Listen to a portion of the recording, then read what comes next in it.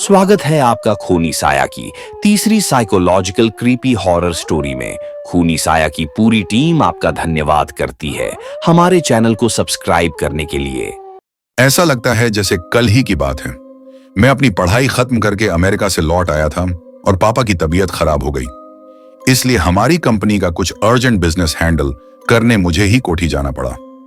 यूं तो दिल्ली से कोठी का सफर सिर्फ चंद घंटों का है, लेकिन मैं यह नहीं जानता था कि जिस सफर पर मैं चला था वो मुझे बहुत दूर ले जाएगा।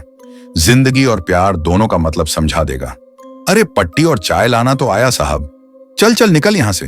तुझ पे तरस खा के मैंने तुझे खाने के लिए एक दो बार क्या दो रोटियां दे दी। तुझे तो मुफ्त में रोटियां तोड़ने की आदत ही पड़ गई है। चल बाहर निकल और आज के बाद अपनी मनुष्य शक्ल भी मुझे मत दिखाना, समझा तू? भाग यहां से, भिखारी कहीं का। ए छोटू, आज के बाद ये नजर नहीं आना चाहिए, समझा? चल भाग। ये लो बाबा, कुछ खा लेना। हंसी, अब पैसे नहीं चाहिए मुझे, पेट भर गया मेरा। बहुत देर कर दिया आने में तूने। शुक्र है आ तो गया, शुक्र अल्लाह, अल्हम्दुलिल्लाह। वो तू है, तू ही है वो। तेरे से होगा, तेरे से ही होगा। आप जानते हैं सर? जी बाबू है ये, प्लन मैनर का कहकर। लेकिन इससे अचानक हुआ क्या doctor? Heart attack. Heart attack? जी हाँ, ये माधव और उसके साथी हैं। ये घर के दूसरे नौकर हैं। बाबू को हॉस्पिटल लेकर यही लोग आए थे। थैंक यू इंस्पेक्टर साहब, मैं अभी इनसे बात कर लेता हूं। Thank you sir. ठीक है, नमस्ते साहब। नमस्ते।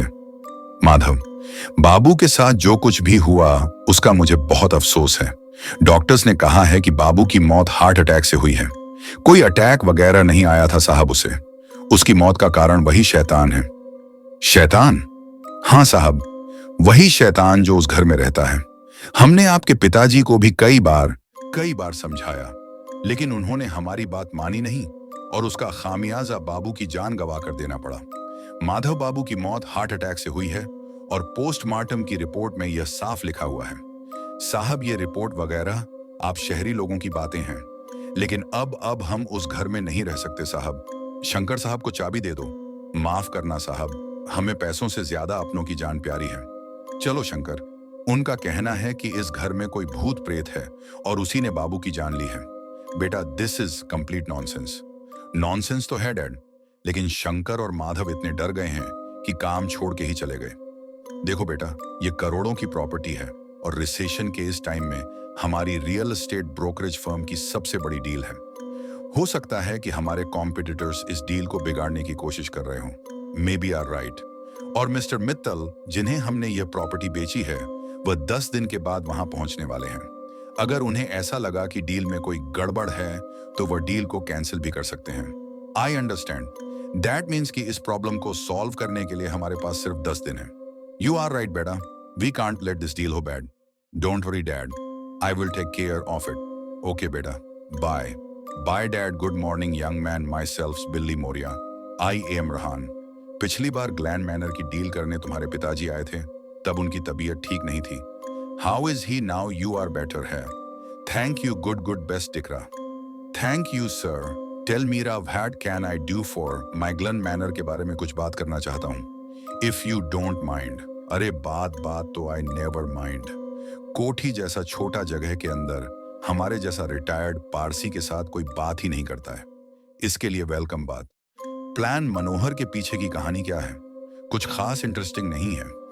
दिख रहा, तकरीबन 60 से 70 साल पहले हमारे डैडी ने यह मकान एक सबरवाल के पास लिया था। उसके बाद उनका व्हील का मुताबिक मेरे पास आया और हमने तुम्हारा ब्रोकर फर्म के थ्रू मिटल को बेच दिया। दैट्स इट, कहानी खत्म। मैं इस कहानी के बारे में बात नहीं कर रहा हूं। मैं उस घर के छुपे हुए राज की कहानी जानना चाहता हूं। क्या? कौन सा छुपा हुआ राज? What are you talking young man? क्या आप जानते हैं कि वो घर हेंटेड है? डोंट टेल मी कि ड्यूमी ऐसा स्टूपिड बात पे भरोसा करना है। मैं सिर्फ अपनी आंखों पर यकीन करता हूं, सिर्फ उस पर भरोसा करता हूं जो मैंने खुद देखा है। Do you know how ridiculous you sound? अगर कोई आदमी तुमको सुनेगा ना तो उसको लगेगा कि कोई अनपढ़ गवार बात कर रहा है।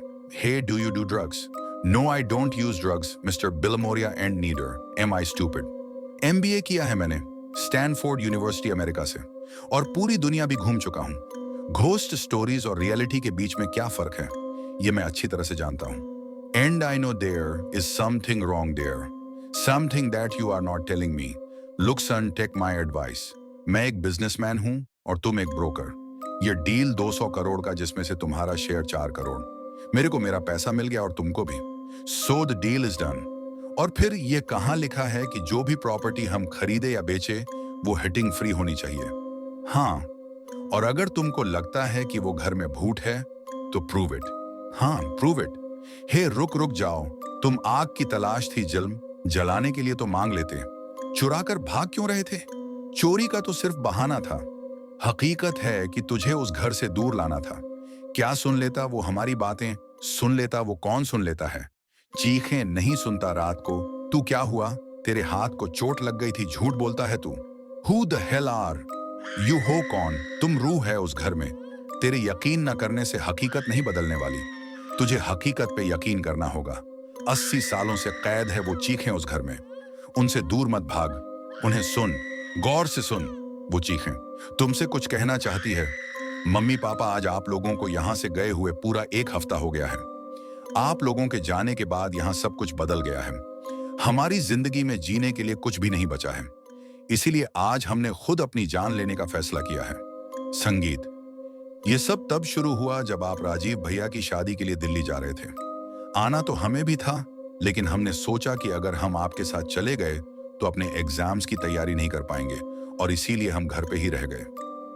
किशन, कितना टाइम लगा रहे हो? जल्दी से सामान रखो। आ गए ना मेम साहब, इट्स गेटिंग लेट। रखो। शायद आपने भी यही सोचा कि जब तक मैग्रेट हमारी देखभाल करने के लिए यहाँ है तब तक आपको चिंता करने की कोई जरूरत नहीं है, और आपका यह सोचना भी सही था। टेक केयर मिस्टर सामान। Okay, see you. मार्गरेट ने हमें बचपन से पाला है, उसके होते हुए हमें क्या हो सकता है? लेकिन जो होना है वो तो होना है। होने को कोई नहीं टाल सकता, मारपीट भी नहीं। Very good Krishna, very good and very good. Meera, तुम्हारी बारी। अब प्रोफेसर अय्यर, एक्चुअली आपसे एक बात करनी थी। एक्चुअली आज हमारे मम्मी पापा कुछ दिनों के लिए दिल्ली चले गए हैं, तो हम कल से पियानो क्लास के लिए नहीं आ पाएंगे। Oh Meera, practice makes perfect and you are close to perfect. Don't worry, तुम मेरे घर नहीं आ सकती, मैं तुम्हारे घर तो आ सकता हूं ना। Oh yes, of course, that's a good idea. ठीक है, फिर कल से मैं तुम्हारी पियानो प्रैक्टिस तुम्हारे घर आके लूंगा। Thank you professor. उस दिन जब प्रोफेसर अय्यर हमें पियानो सिखाने आए तब मार्गरेट को किसी जरूरी काम से शहर जाना पड़ा, और किशन की तबीयत खराब हो गई तो मार्गरेट ने उसे डॉक्टर साहब के यहाँ भेज दिया। हम प्रोफेसर अय्यर के साथ घर पे अकेले थे।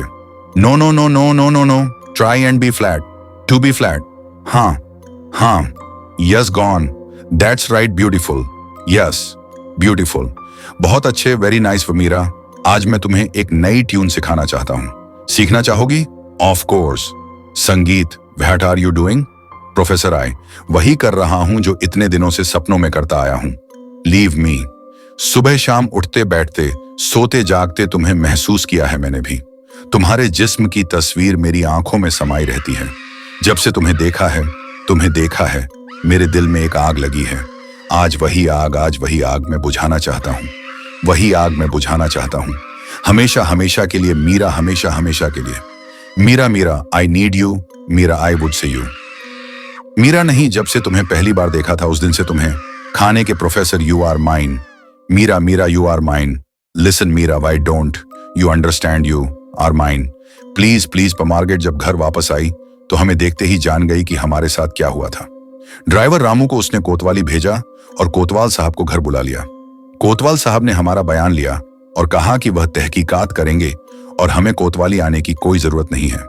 दूसरे दिन कोतवाल साहब फिर घर आए और मार्गरेट से कहा कि उन्हें हमारे बयान पर पूरा यकीन है, क्योंकि घर से निकल के वो प्रोफेसर अय्यर के घर गए। वहां जाकर उन्होंने छानबीन की और वहां उन्हें हमारी कुछ पर्सनल चीजें और प्रोफेसर के हाथों बनाई हमारी अश्लील तस्वीरें मिली। इससे यह बात साफ जाहिर हो गई थी कि प्रोफेसर की बुरी नजर हम पर थी। जहां तक पुलिस का सवाल था, सारी कहानी खत्म हो गई थी, लेकिन जहां तक हमारा सवाल था, यह कहानी अब शुरू हो रही थी। उस रात हम करवटें बदलते रहे और बड़ी मुश्किल से हमें नींद आई। सिर्फ ये कहने आया हूं, जो मैं जिंदा रह के नहीं कर सका वो मरने के बाद जरूर करूंगा। हमें बहुत डर लग रहा है मैग्रेट, कहीं उसकी बात सच हो गई तो? तुम चिंता मत करो, मैं तुम्हारे मम्मा पापा को वापस बुलवाती हूँ। हाँ, मैग्रेट ने अब तक आपको संदेशा नहीं भिजवाया था, ये सोच के कि जब सारा मामला पुलिस ने सुलझा ही लिया है तो आपको क्यों बुलाना। लेकिन अब बात कुछ और ही होती जा रही थी। मार्गेट ने आपको टेलीग्राम करने किशन को पोस्ट ऑफिस भेज दिया। अब हमारा इस घर में रहना नामुमकिन हो चुका था। मार्गेट ने तय किया कि हमें तुरंत दिल्ली के लिए निकल जाना चाहिए। Margaret what happen, Margaret what happen, मार संगीत, मार्गरेट और हम अब अपने ही घर में अकेले हो गए थे। ना बच के जा सकते थे और ना ही कोई संदेशा किसी और तक पहुंचा सकते थे। हम बहुत डरे हुए थे। ऐसा लग रहा था कि प्रोफेसर की मरी हुई आंखें हमें हर जगह घूर घूर कर देख रही थीं। उस रात के बाद उसने हमें अपना कैदी बना लिया। हमारे कमरे के दरवाजे बंद होकर हमारे लिए ही जेल की तरह हो गए हैं। हमारी चीखें सुनने वाला कोई नहीं है। वो हमारे साथ वो सब कुछ कर रहा है जो उसने हमारे ख्वाब में आके हमसे कहा था। उसका खिलौना बन के रह गए हैं हम। इस शैतान की शैतानियत की कोई हद नहीं है। इसकी आवाज की कोई सीमा नहीं है। आपको घर लौटने में अब भी 1 हफ्ता बाकी है, लेकिन हम 1 हफ्ता तो क्या 1 और दिन भी नहीं जी पाएंगे। हम हार चुके हैं। हमारी जिंदगी तो खत्म हो ही गई है। बस हमारे जिस्म का मरना बाकी है।